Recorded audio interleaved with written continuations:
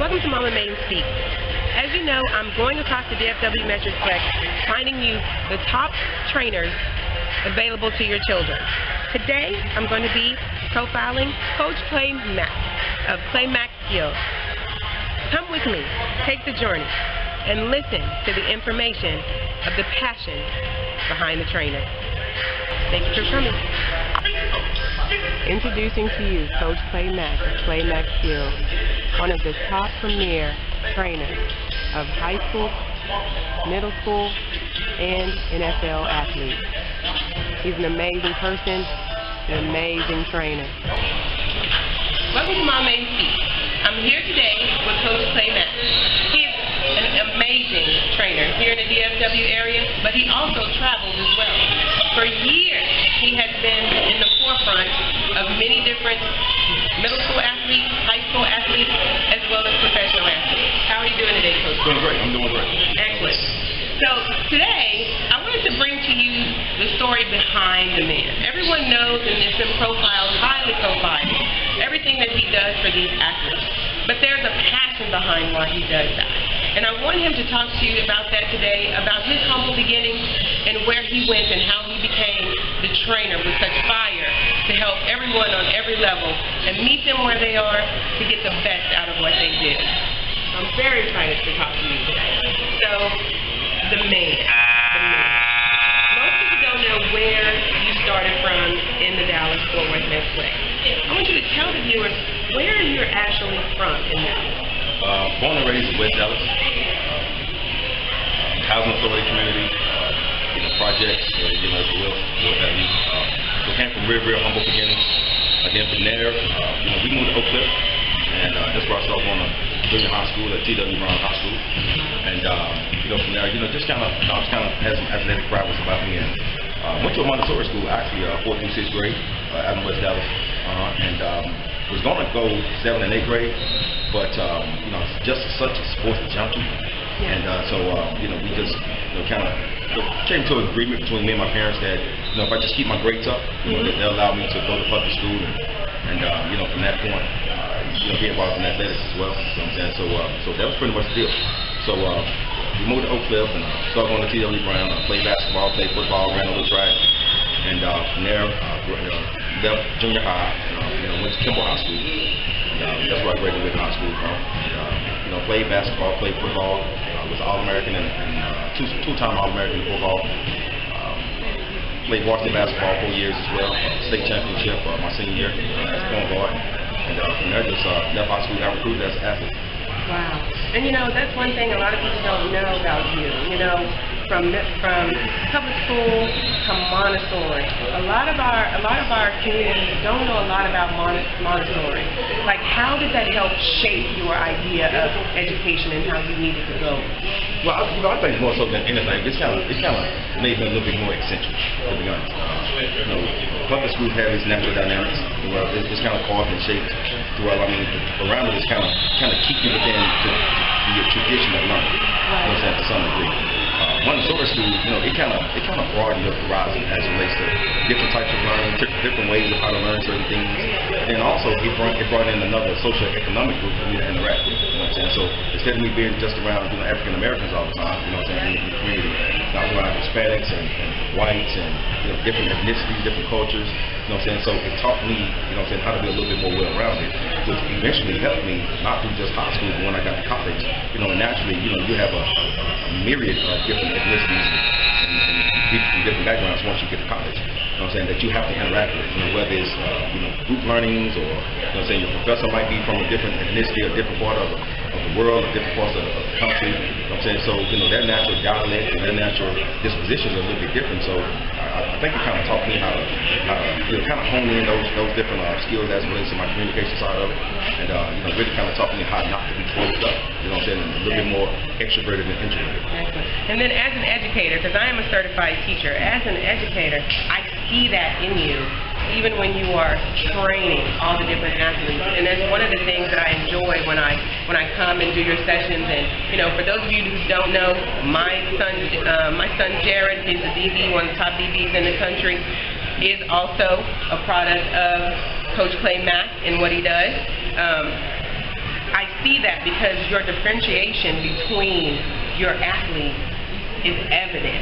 You know, it's not a one-trick pony. It's not the one-trick wonder. I see you reaching every child where they are and then bringing forth that goodness in them. You don't have that same conversation with each athlete, and it's not a parent situation. And I really enjoy that about your training. When you switched from high school, being one of the top athletes around, what was the mental transition when you transitioned to college? Well, you know, I think first and foremost, I think it was twofold. I played quarterback, I played receiver, played some kick return, punt return, coming up through high school. You know, even as an amateur athlete, you know, I played some quarterback, I played some running back, you know what I'm saying? And then, you know, raised in the community that I was raised in, we had a ball club in my community as well.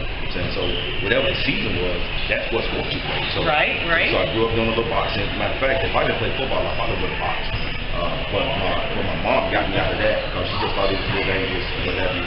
But whatever the season was at the ball club, that's what we did. So we boxed, we played football, we played basketball.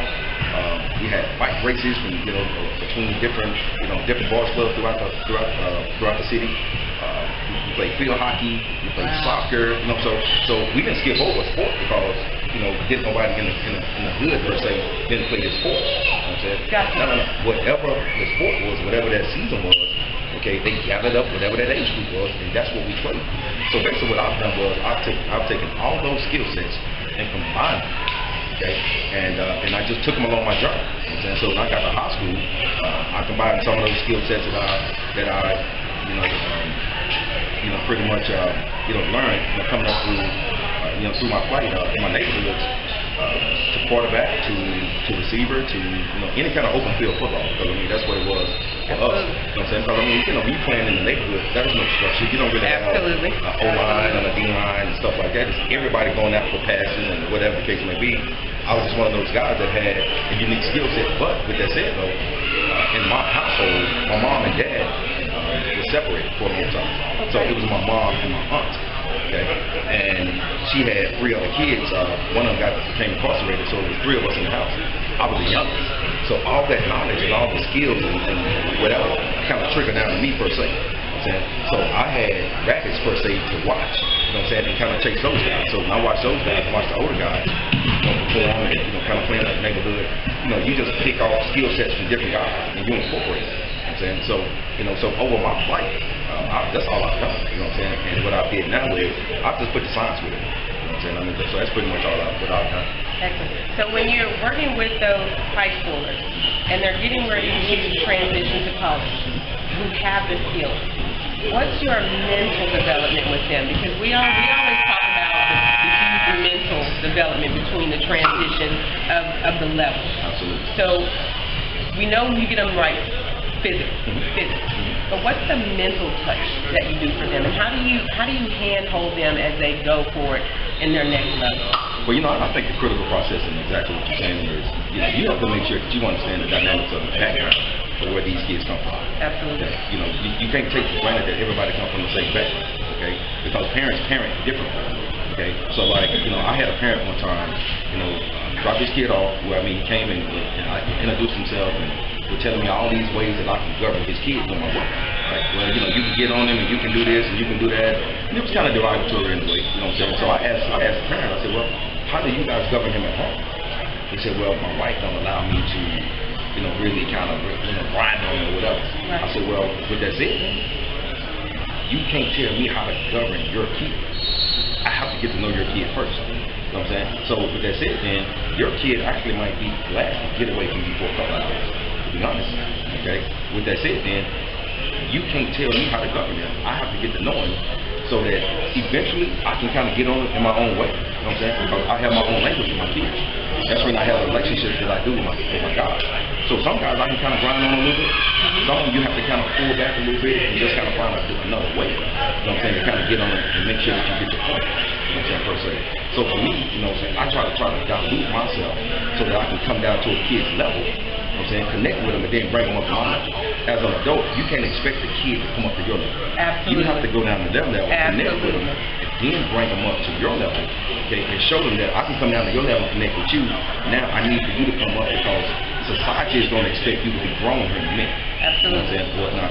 So for me, it's just not about just being with hips. You know what I'm saying? I understand the multiple hats that I display on these kids. You know what I'm saying? As it relates to their psychological development.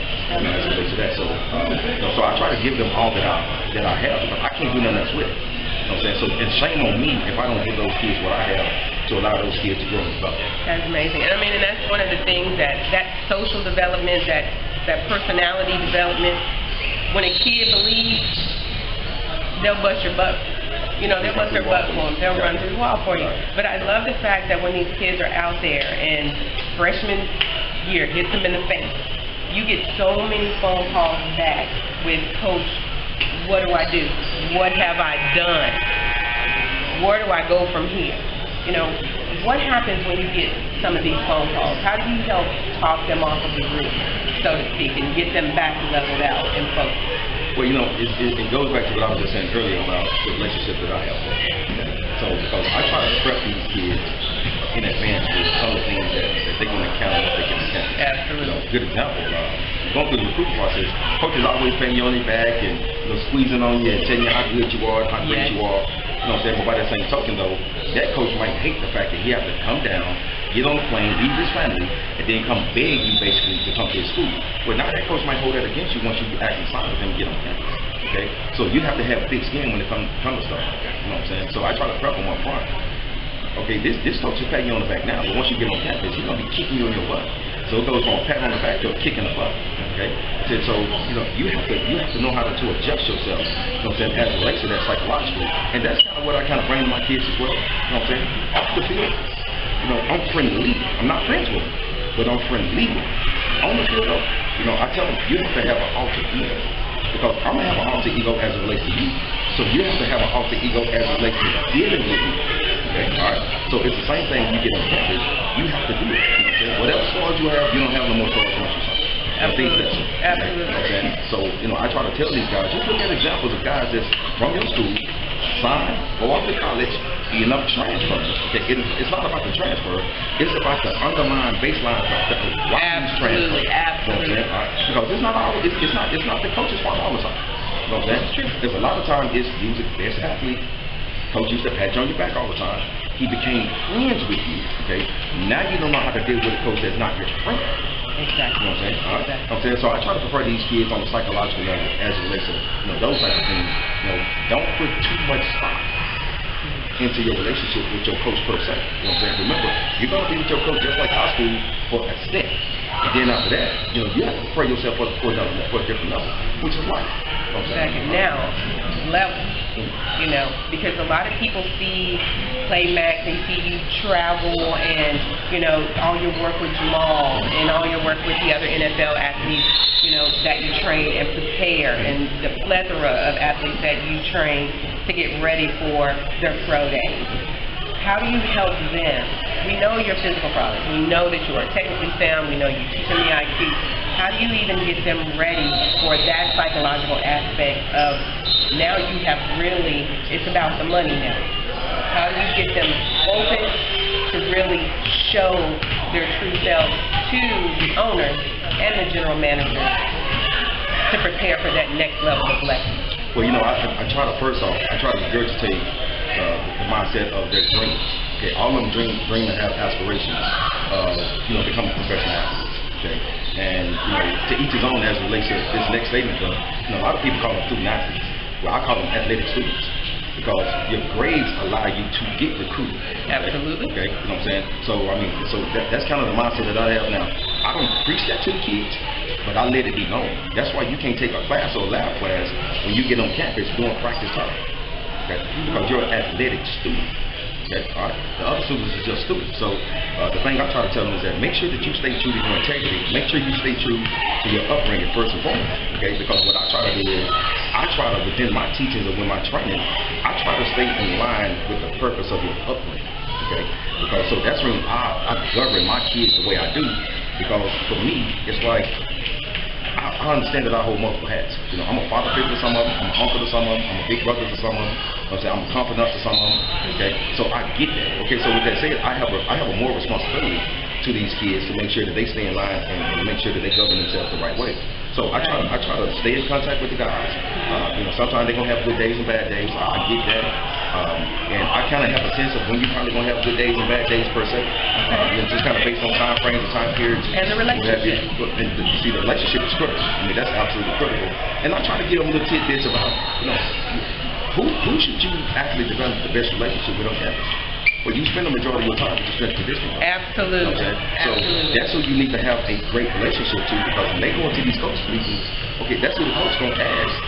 About your work ethic. About your work ethic and the whole line. And that's what kind of sets the tone for your depth chart and your playing time and things of that sort, because your coach only going to see you on a limited basis. You know what I'm saying? So I just try to make sure that they understand all the dynamics that's involved, you know what I'm saying, and how they're going to survive in that stuff. So when the athletes who are getting ready for their pro day, how do you help them with their interview process? Because a lot of people don't know there's steps involved when you come to that level of your dream. It's not just about your physicalness. It is also about your headspace and what you can do and how you approach these owners and these coaches that come out to see you. How do you help them with that aspect of it? Well, you know, what I try to do is that it goes back to what we were talking about earlier about, you know, going down to their level and connect with them and bring them up. Okay, so what I do is that, you know, a lot of times these kids have, you know, street verbiage, or, you know, ironic talk, if you will, or what have you. So what I do is that I cut a lot of that stuff out with them. You know what I'm saying? Now, do I know some of that stuff? Yes, because I mean that's another way for me to be able to drop down to their level and communicate with them.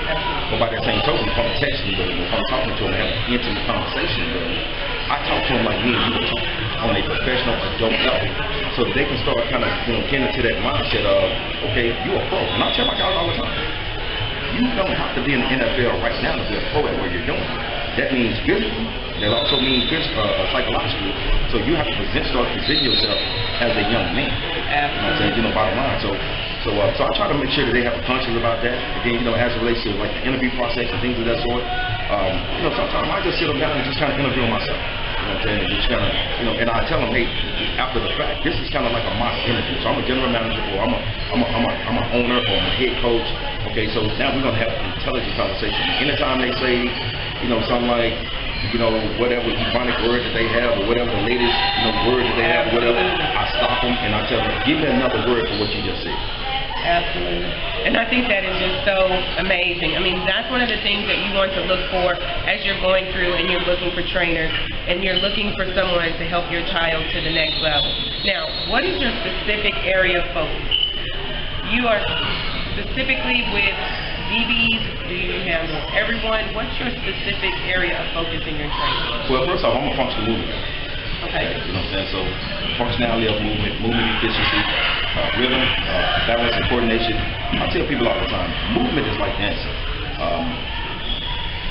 You can be written, meaning you can bob your head to the latest music. That don't mean that you can dance. Absolutely. Okay. You know what I'm saying? So, and I bring those illustrations up to my guys all the time. Just like, you know, hey, look, you know, the next time you guys get into the locker room, you know, when the music comes on in the locker room, look at all the guys that's doing the latest dances compared to the guys that just bobbing their head. Okay, all right, you know what I'm saying? So, you know, there's a disconnect there. You know what I'm saying? All right, but you'll see the same guys bobbing their head compared to the other guys that's trying to show the latest dance. Okay, so rhythm, balance, and coordination have to have a relationship in order for you to be able to move fluently. Okay, all right, so I'm a functional movement guy with a handle the biomechanics on it, because you have to know what muscles allow you to move certain ways efficiently. Okay, so linebackers as well, defensive backs naturally, any kind of open field movement, any sport, any position, I can handle that. Excellent, excellent. Well, folks, you've heard it here first. I'm so excited to have Coach Mack with me today, the man behind the movement. Check him out, Coach. Tell him where to find you on the web. On Twitter, Mack Skills. My website is claymack.com. All my social media is Mack Skills, Clay Mack. Facebook, I'm Clay Mack. Instagram, I'm Clay Mack Skills as well. Snapchat, I'm Mack Skills as well. So you can find me, you know, social media or anytime you need. Excellent, excellent. And again, Coach Clay Mack is a mobile human being. Get in contact with him, but speak to him and talk to him about the things that are important to you and your child. And as always, Momma Mayden is going to be going walkabout, trying to find the latest and greatest news you can use. And as always, cheers to your journey.